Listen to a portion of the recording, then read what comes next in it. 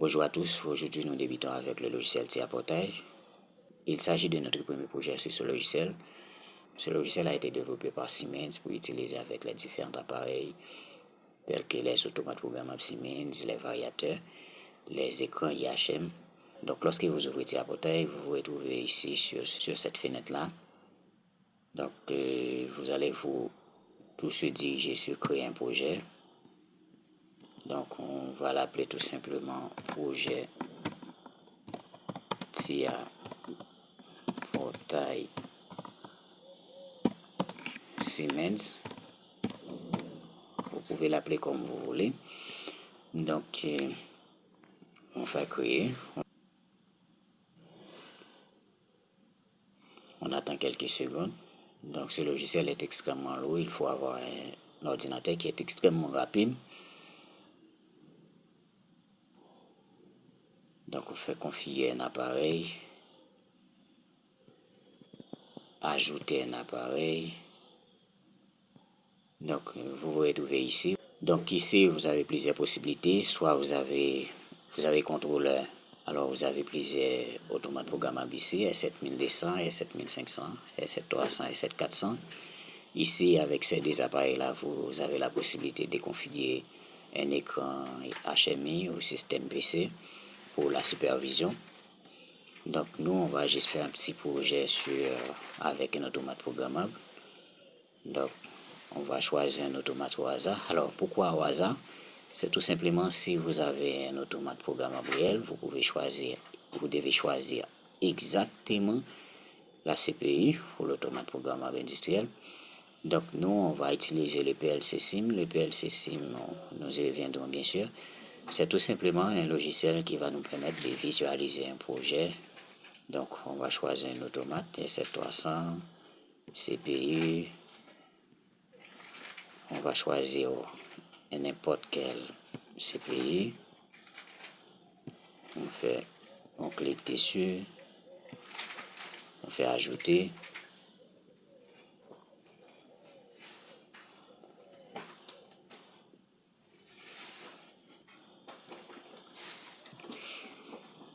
Alors, arrivé ici, vous voyez ici l'automate programmable.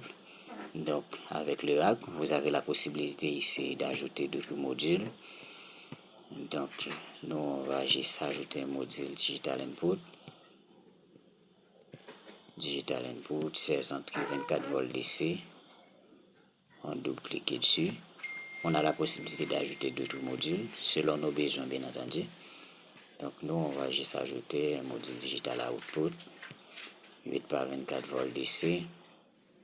Alors là aussi, vous pouvez visualiser les différentes adresses d'entrée et sortie.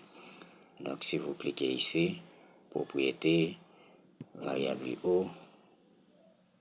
Donc vous avez ici du DI 0.0 jusqu'à DI 0.7. Donc il s'agit d'un octet. Le fait c'est 16 bits. Donc on a DI 16 par 24 volts DC, c'est 16 bits. Donc on a deux octets, un octet c'est 16, un octet c'est 8 bits ou 1 byte. Donc ça commence de DI 0.0 à DI 0.7. On pourrait déjà choisir une entrée, donc on va l'appeler tout simplement arrêt.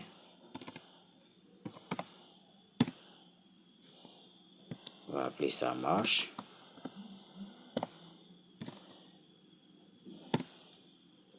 La même chose, on pourrait aller sur la sortie, propriété,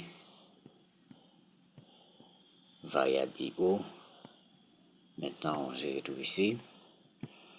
On pourrait choisir ici une sortie. On pourrait l'appeler ici bobine. Alors, une remarque ici, vous avez ici DO 8 par 24 volts DC. Là, tout simplement, c'est un octet. Donc, ça commence de D4.0 à D4.7. Alors là, ici, on a DI 0.0 jusqu'à DI 0.7. Ensuite, on a DI 1.0 jusqu'à DI 1.7. Donc, une fois ici, vous avez ici les différents paramètres. Là, vous avez la possibilité d'ajouter un appareil. Si vous voulez ajouter un autre automate ou un écran IHM Vous avez aussi appareil et réseau, donc vous vous retrouvez ici dans cette configuration lorsque vous cliquez dessus. Appareil et réseau, vous avez la possibilité de connecter un automate avec un autre automate ou avec un IHM à l'aide d'un port, soit Profinet ou Profibus. Ici, vous avez bloc de programme. Ici, vous avez table des variables standards. C'est ici que vous pouvez ajouter vos différentes entrées-sorties. Donc, le fait que c'est déjà configuré sur la configuration matérielle, ici. Donc, nous nous retrouvons directement ici sur variables standard avec nos différents variables qui sont déjà nommées. Donc, pour faire notre programme, on se dirige vers le bloc des programmes. On se dirige ici vers le bloc des programmes. Si on clique sur ajouter un nouveau bloc, on a plusieurs possibilités ici d'ajouter plusieurs blocs. Donc, si on va faire un programme soit en GraphSet ou un langage d'instruction, on a la possibilité de choisir ici soit un langage à contact aussi, de choisir un langage de programmation. Mais nous, on va juste faire un petit programme en langage ladder. Donc, on n'en a pas besoin. On va fermer ça. On va cliquer sur main OB1.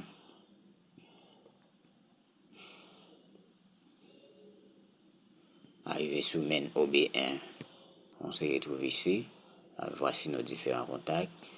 Ici, on a d'autres opérateurs logiques, les temporisateurs, les compteurs, les comparateurs et d'autres fonctions.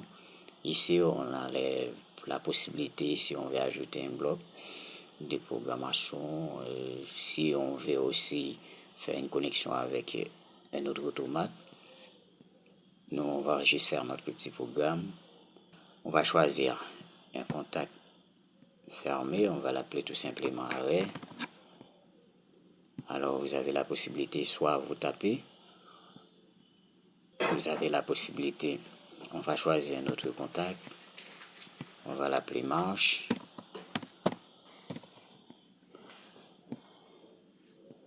On va choisir une bobine, on va l'appeler tout simplement bobine.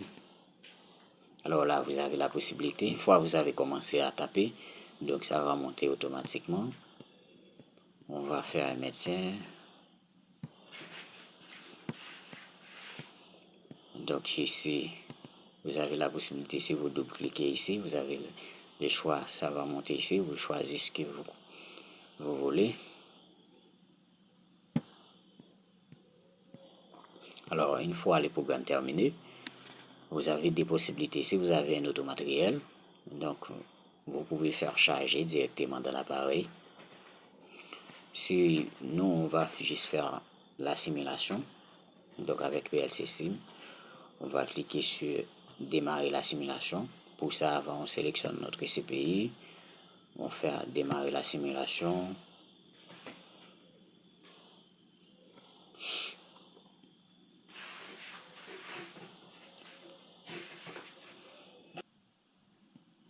Alors, il nous donne la possibilité de choisir notre port de communication. On a PNIE, c'est Profinet, on a Profibus, on a MPI. Donc, on va choisir tout simplement MPI,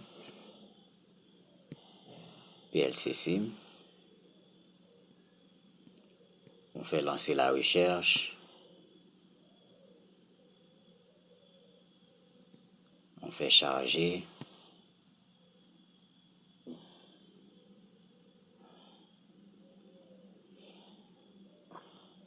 On attend que tout s'écrase, bien sûr.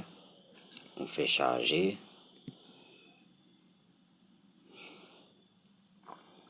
Voilà, tout est OK. Donc, maintenant, ce que nous pouvons faire, nous pouvons aller sur PLC Sim. On a ici notre octet 0. Ici, on a ici notre octet 0. On a ici notre octet de sortie pour la sortie 4. Donc, on a ici 4. On peut mettre notre automatique en mode run. On a des possibilités. Le mode run, c'est mettre la CPI en marche. Le mode run P, c'est mettre la CPI en marche en exécutant le programme. Donc, on va faire le mode run P.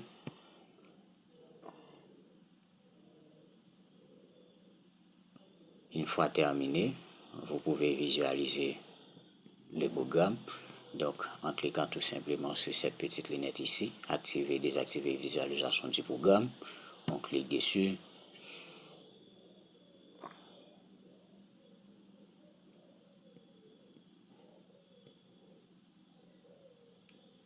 Donc, tout est en vert, tout est OK.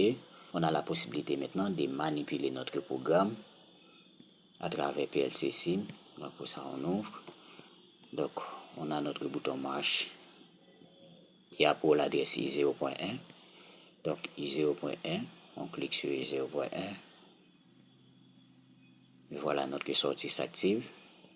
Si maintenant on relâche I0.1, notre sortie s'active toujours parce qu'on a un maintien. Donc, c'est normal.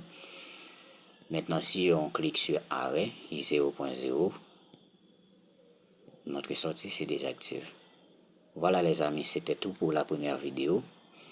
Dans les prochaines vidéos, bien sûr, on va voir les compteurs, les temporisateurs, les clignotements, les graves-serres. On va faire beaucoup de choses. Il reste pas mal de choses à voir. Donc, si la vidéo vous a été plu, n'oubliez pas de me lâcher un petit pouce et d'activer la cloche de notification pour avoir toutes nos prochaines vidéos. Je vous remercie.